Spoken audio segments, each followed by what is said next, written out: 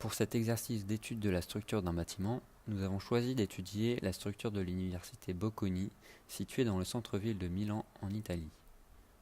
Cet édifice a été conçu par l'agence irlandaise Grafton Architects en 2008.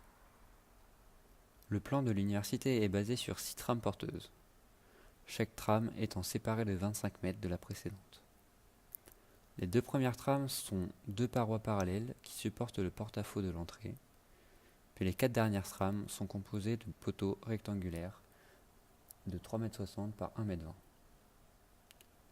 Chacun de ces éléments sont creux afin d'accueillir les coursives qui desservent chaque pièce du programme. Grafton Architects ont décidé de travailler la structure sur ce projet en mélangeant le béton et le CEPO. Le CEPO est une pierre provenant directement des carrières de Milan. Voyons ensemble l'organisation structurelle du bâtiment. Tout d'abord, on retrouve les trames porteuses vues précédemment. Les parois en premier, puis les poteaux. Les coursives se déploient à l'intérieur des éléments creux. Ensuite viennent les toits et leurs poutres treillis, ainsi que les dalles de chaque niveau.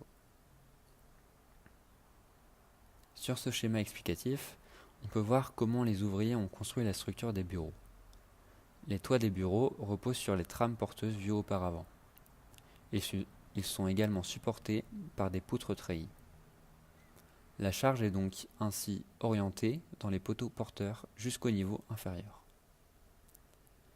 Après s'être occupés du toit, les ouvriers ont construit les dalles inférieures au fur et à mesure, de haut en bas, en utilisant des câbles d'acier disposés dans la dalle de toit.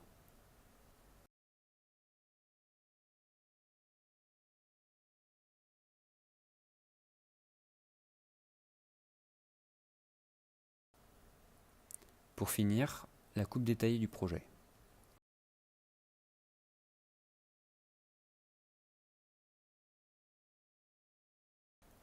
On peut observer que les charges de la structure, dont celle du porte-à-faux, sont reprises dans le sous-sol.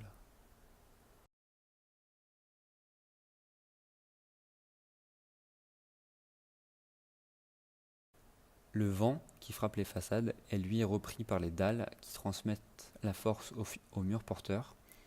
Celle-ci sera redirigée dans les fondations au sous-sol. Pour conclure, dans ce projet, c'est la structure qui ordonne l'espace. Elle permet au bâtiment de suspendre tout un monde au-dessus du sol en faisant entrer la ville à l'intérieur.